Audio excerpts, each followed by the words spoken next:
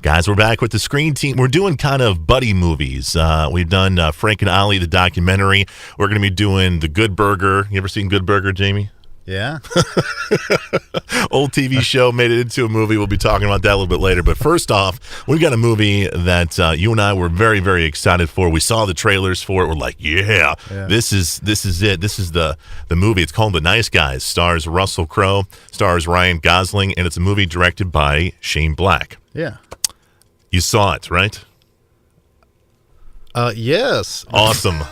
What did you think about it, man? What did you think? Did you like The Nice Guys? Did it hit all your expectations? Well, I don't know if I thought.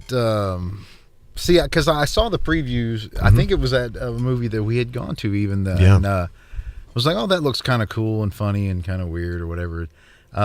Period pieces like that, even if it's something that's set just a few decades ago, sometimes they can come off kind of cheesy or just like weird if the dialogue is strange or whatever. But this worked pretty well, I thought.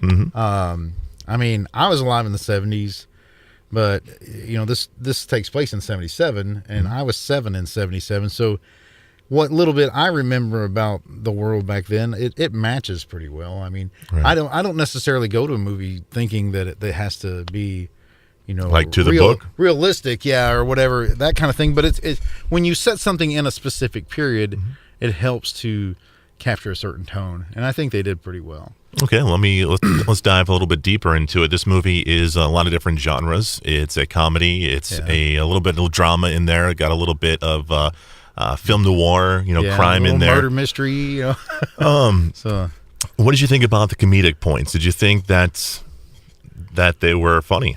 I did. It took me a little bit to get into this movie, and I just for various reasons I've just had my neck worked on by a chiropractor, and he did a great job, and no, he did, but like I've been in pain for like 2 weeks, dealing with this, and so I was still kind of when I sat down to watch the movie, and so it took me a minute to kind of get there. And it was a welcome distraction, to say the least. Put the ice pack on and sit back and watch the film. So and the comedic stuff. What was really cool about it for me was how they kind of slid a lot of stuff in there, and it kind of catch you off guard. Very, very similar to Inherent Vice. Inherent Vice, yeah. Because some of the stuff that made me laugh the hardest in Inherent Vice was just stuff that just came out of nowhere. Yeah. So anyway, this was very similar because like they would say something and then they would reference something from like the day before in their timeline, and you're like, oh, okay, yeah, right. So and like when he falls asleep on the diving board, it's like when Russell Crowe is like pouring out his soul, and he's all But and then the next day he's like, that doesn't ruin anything. It's just kind of funny, But anyway, look for that scene. And then the next day he's like, yeah, remember when I said blah blah blah? And he's like, no, what are you talking about? Or the thing with the ankle gun, that was pretty funny too. So. That was good. That was good.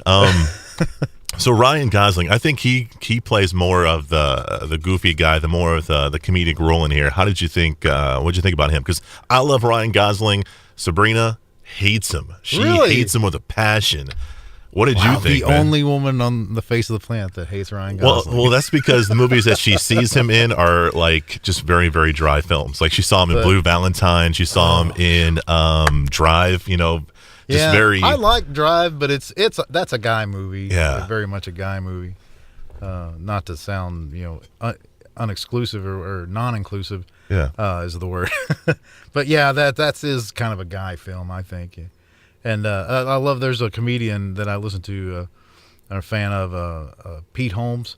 He's got a whole bit about Ryan Gosling. Does he really? Yeah, and he talks about Drive. He's like, everything I learned about talking to women, I learned from Ryan Gosling and Drive. Keep your mouth shut, chew on a toothpick. It works.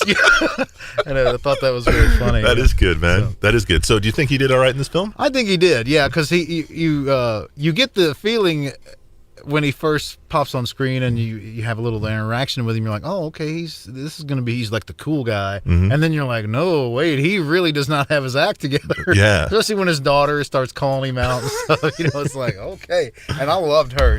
That was a great little actress there that played his daughter. Holly was the character's name. But Yeah, she's gonna. I hope to see her in some more stuff. She was good. She was very, very good. She's got a career ahead of her. It seems like, So I was trying to think of the joke. I don't even think we can even say it, but there was a joke that they kept referencing where. Oh man, I'm gonna whatever. We'll move on because I think it was a dirty joke anyway. But so Russell Crowe in this film plays a strong arm kind of guy. He's tough and big, and he beats people up, kind of like Russell Crowe in real life. So did he pull it off in this film? Oh yeah, definitely. And I had to wonder when he turned sideways and his belly's all sticking out. Was that actually him? Yeah. Did he gain like 20 pounds for this movie? I don't think he gained it. I think that's just kind of what he is. I think that's what he is now. He's past the gladiator days, and now it's all, hey, I'm Russell Crowe. I think that's what it is. I do. Okay, he made it work. Yeah. So who's gonna like this film? Who's this film for? I mean, if you liked Inherent Vice, you probably would like this. Mm-hmm.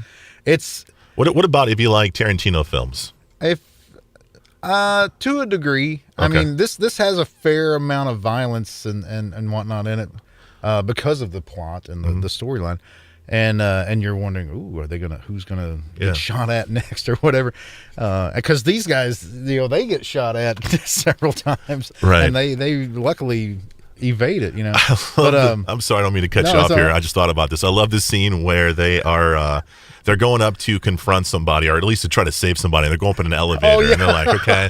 And then the elevator opens, and people are shooting guns. People are getting thrown out of the windows. They're like, they go step back in.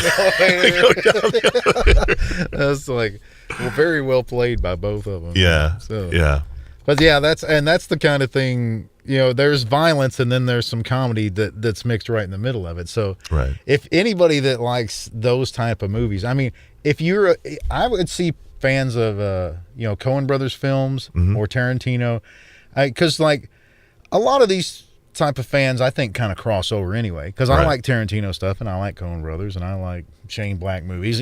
So yeah. I mean, Shane Black actually has his own little subset of films, whether he's written it or directed it or whatever. So yeah, I'm very much looking forward to his reboot or whatever it's going to be of Predator. Oh, is he really doing Predator? Yeah, really. That's cool. It's coming along. So, and he's being all mysterious about it. So of course, but he's a good filmmaker, good writer for sure, and so it should be pretty interesting, especially given this kind of thing, because he's proven he can do both. He can do some comedy, he can do some darker stuff too.